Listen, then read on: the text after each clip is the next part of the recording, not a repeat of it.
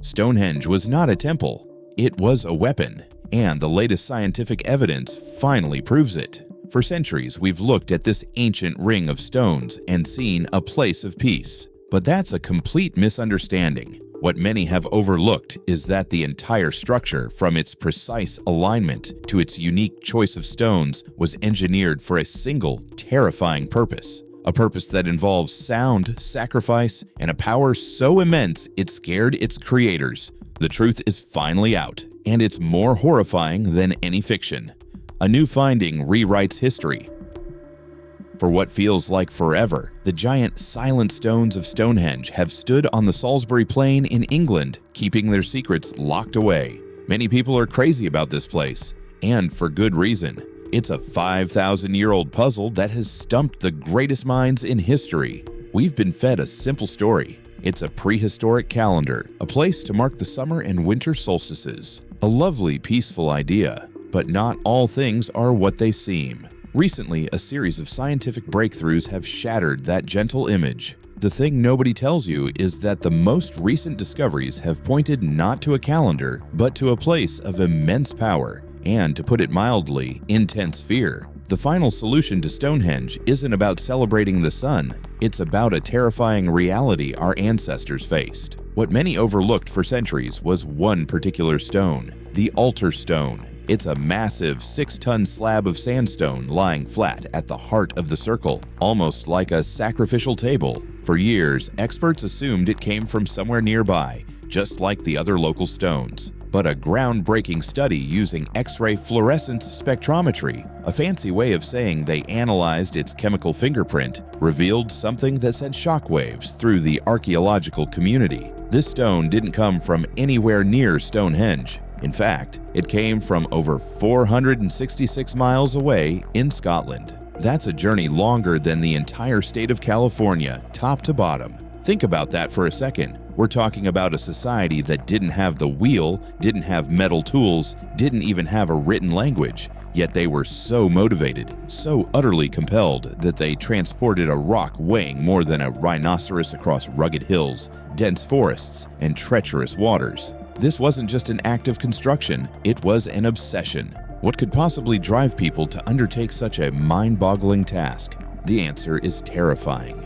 The leading theory now isn't that they wanted this stone for its beauty, it's that they needed it for its specific properties. You see, the altar stone is geologically different from every other stone on the site. Some geologists believe it has unique resonant qualities, meaning it can hold and amplify energy in a way the local stones can't. They weren't just building a monument, they were building a machine, and this Scottish stone was its power source. This changes everything. The focus shifts from sun worship to something far more elemental and frightening. If this stone was a crucial component, it suggests Stonehenge had an active purpose. It did something. And when you look at the sheer scale of the effort, you have to wonder what they were trying to achieve, or, perhaps more accurately, what they were trying to prevent. Dragging a 6-ton rock across an entire country isn't a celebration. It's an act of desperation. It's the kind of thing you do when you are profoundly afraid of something. The latest science doesn't give us a cozy picture of ancient astronomers.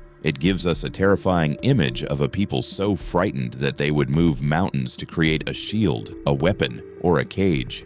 The altar stone wasn't the only piece of the puzzle. The same advanced technology has been used to trace the other stones, and each new finding just adds another layer to the chilling mystery. The giant sarsen stones, those iconic 30-foot-tall pillars weighing up to 50 tons, were dragged from a location 25 miles away. That's still an incredible feat, but the smaller blue stones, each weighing around 4 tons, came from a place in Wales over 140 miles away. Why go to all that trouble? Why did they need these specific stones from these specific far-flung locations? The horrifying conclusion scientists are now drawing is that Stonehenge wasn't just built, it was assembled from a collection of powerful artifacts. Each stone was chosen for a reason, and that reason had nothing to do with how pretty it looked.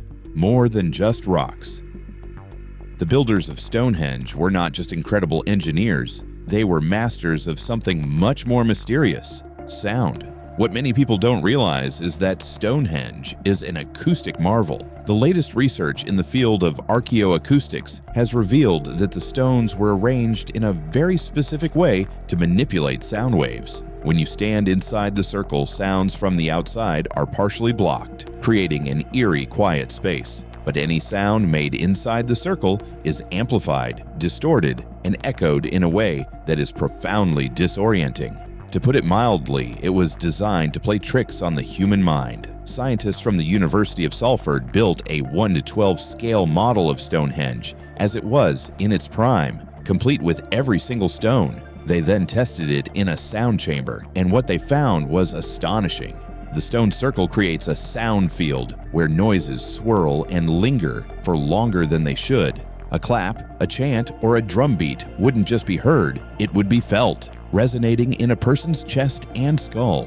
The echoes would bounce off the hard stone surfaces in a rapid, repeating pattern capable of inducing a trance-like state in anyone standing within the circle. This wasn't an accident of construction. The placement of the stones, their size, and even the slight curve of the inner circle were all perfectly designed to create this bizarre and powerful acoustic effect. This leads to a terrifying question. Why would an ancient society want to build a giant sonic weapon?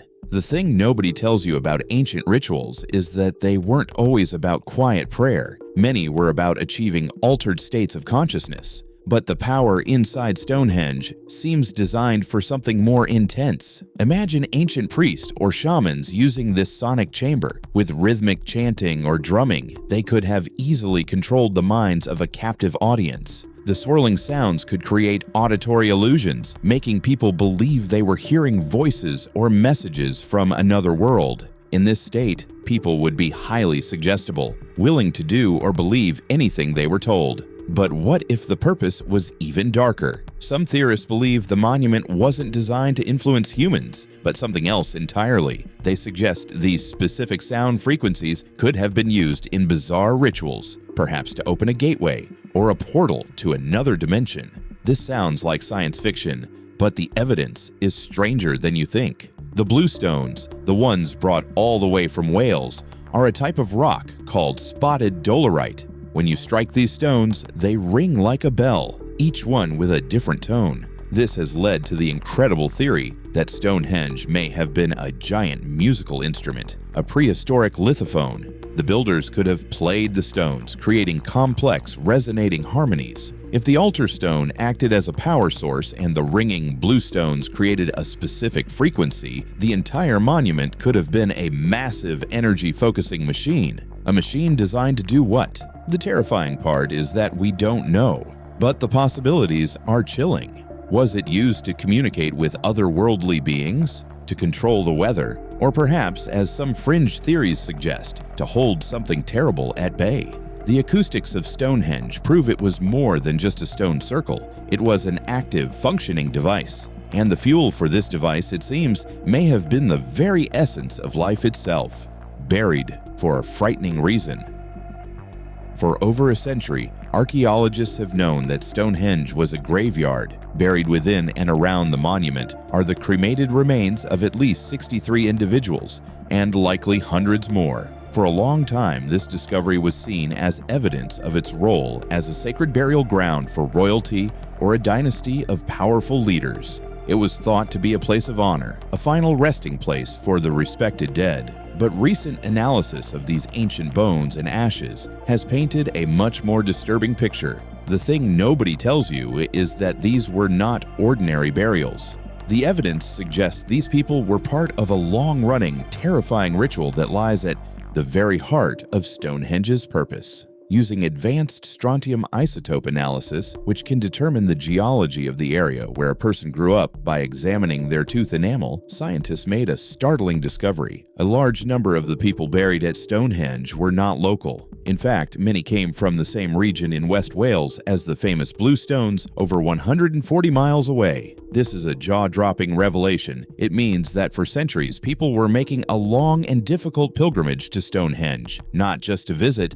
but to be buried there. Or, to put it more bluntly, to have their physical forms interred within the site. But why? What many overlooked is the connection between the people and the stones. They came from the same place. It's as if the people were considered part of the monument itself. This has led to a new, chilling theory.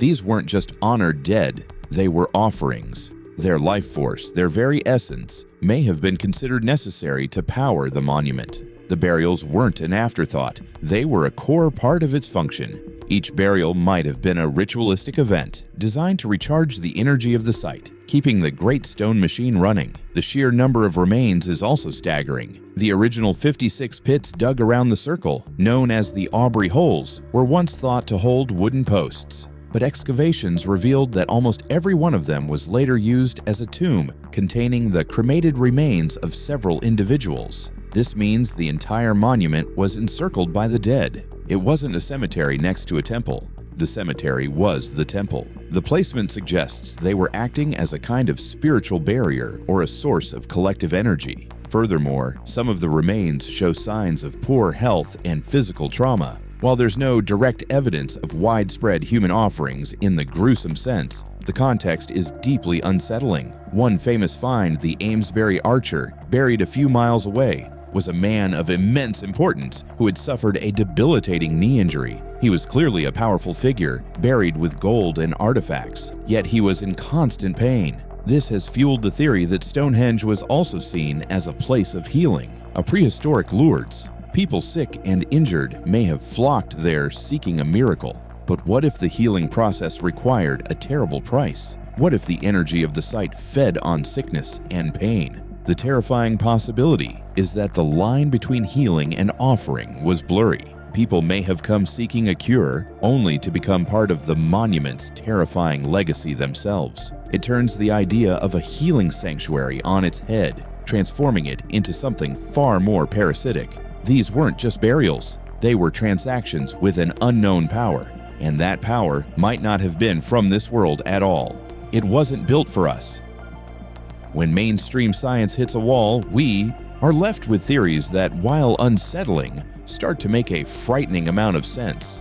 The sheer precision of Stonehenge is one of its biggest mysteries. The monument is aligned not just with the solstices, but with complex lunar cycles as well. How could a Neolithic society without telescopes or advanced mathematics achieve such incredible astronomical accuracy? To put it mildly, it seems almost impossible. This is where the narrative takes a sharp turn from archaeology to a terrifying realm of ancient astronauts and forgotten cataclysms. Many people are crazy about the ancient astronaut theory, and Stonehenge is often their star exhibit. The theory posits that the knowledge required to build Stonehenge wasn't developed by humans, but was given to them by extraterrestrial visitors. These beings might have seen Stonehenge as a landing beacon, an astronomical observatory to monitor their home world, or an energy station. The complex arrangement of stones sourced from hundreds of miles away starts to make more sense if it wasn't a human choice, but a requirement dictated by a higher intelligence for their advanced technology. The specific geological properties of the stones weren't for ritual, they were for function, like components in a circuit board. The terrifying implication here is that our ancestors were not the masters of their own destiny. They were laborers carrying out a grand design for purposes they couldn't possibly understand. But what if the purpose wasn't peaceful? Another version of this theory suggests Stonehenge wasn't a welcome mat for aliens, but a planetary defense system. Perhaps our ancient ancestors witnessed a celestial event, a comet impact, a solar flare, a cosmic threat that nearly wiped them out. With knowledge passed down by survivors or alien benefactors, they built Stonehenge as a weapon, a device capable of manipulating Earth's electromagnetic field to deflect future threats. This cast the monument in a whole new, terrifying light. It's not a temple, it's a shield that has been sitting dormant for thousands of years. It's a silent, forgotten piece of ancient technology, and we have no idea how it works or if it's still operational. The fear its builders felt wasn't of spirits or gods, but of a tangible physical threat from the heavens, a threat that could return at any moment. Then there's the portal theory. You see, Stonehenge is built at a point where multiple ley lines, supposed lines of mystical energy that crisscross the earth, converge. The theory suggests that by using the unique acoustic and geological properties of the stones, the builders could generate a massive amount of energy at this nexus point. This energy could be used to tear open the fabric of space-time, creating a doorway or portal to other dimensions or other worlds. This is perhaps the most horrifying theory of all. Were they opening this portal to let something in or to send something out? Was it a gateway for their gods, who were actually interdimensional beings? Or was it a cosmic prison door designed to keep something terrible locked away? If so, the monument had to be constantly maintained and powered by rituals and life essence from the burials to keep the lock secure. The moment those rituals stopped, the lock began to weaken. For the last several thousand years, Stonehenge has been silent. The question is the door still closed? The very existence of Stonehenge may be a 5,000-year-old warning sign we have failed to read. The verdict on the ancient nightmare. After delving into the abyss of groundbreaking science and bone-chilling esoteric theories, what is the final, terrifying solution to the enduring mystery of Stonehenge? The inescapable truth is that there isn't one single answer, and that in itself is the most terrifying conclusion of all. The mystery hasn't been solved by a single revelation, but piece by agonizing piece, the evidence is coalescing into a profoundly disturbing case. The fact is, Stonehenge was never just one thing. It was a multi-purpose machine, a place of immense and terrible power that served different and likely horrifying functions over the 1,500 years it was in active use. Are we missing a key detail? Almost certainly. We may be missing the entire lexicon of the universe it was built to communicate with. Let's first reconsider what we know and strip away the comforting veneer of pastoral calendars and druidic ceremonies. We have a monument built with superhuman, fanatical effort, utilizing specific stones, the rhyolite bluestones, not just for their durability, but for their unique lithophone properties and inherent energetic potential, dragged with impossible determination from hundreds of miles away. These weren't just rocks, they were geological tuning forks. We have a structure meticulously designed as a sonic chamber, a resonant cavity capable of generating specific focused frequencies to manipulate human consciousness, induce trance states, or perhaps something far more invasive. At its heart lies a graveyard, a repository of remains where people from distant lands were brought to be interred, not in honor, but as if their very essence, their life force, their genetic code, was a necessary fuel source or biological key. And we have astronomical alignments so precise they beggar belief, tracking not just the sun and moon, but perhaps the slow, cyclical drift of far more distant, darker stars. When you assemble these pieces, the quaint image of a simple solar calendar shatters into a million terrifying shards. The more we learn, the wilder and more plausible the terrifying theories become. What if the acoustic resonance wasn't for altering consciousness, but for altering reality itself? Some fringe acousticians and quantum physicists theorize that specific low-frequency sound waves, when focused by the bluestone pillars and amplified by the great trilithons, could create localized ripples in space-time. It wasn't a temple, it was a reality tuning device, designed to stabilize our dimension against incursions, or, more frighteningly, to deliberately open a gateway. The people buried there were anchors, their psychic residue acting as the home frequency to which the operators could always return after peering into the chaos of other worlds. Another, darker theory emerges from the precise geology of the site. Stonehenge is built upon a significant confluence of telluric energy lines, known to the esoteric as ley lines. It's not merely on the map. It is a grand central station, a nexus of planetary power. The entire structure may have functioned as a massive geomantic engine, drawing raw energy from the Earth itself. But for what purpose? Not to light primitive huts. Perhaps it was a planetary defense system, an ancient weapon designed to ward off a cosmic threat its builders knew was coming, a threat we have now forgotten. The astronomical alignments weren't for harvests, they were for targeting. Or consider the inverse. It wasn't a shield, but a prison a containment field of stone and sound, built to hold something utterly alien and malevolent. The constant rituals and sacrifices were not acts of worship, but the grim, necessary work of keeping a cosmic horror locked away. The silence of the stones today isn't peace, it's the disquieting hum of a dormant high-security vault. The terrifying reality of Stonehenge is that it represents a level of belief, fear, and purpose that is almost incomprehensible to the modern secular mind. Whether they were controlling minds, defending the planet, or containing an interdimensional being, the builders were driven by a motive so powerful they dedicated generations to this single, monumental task.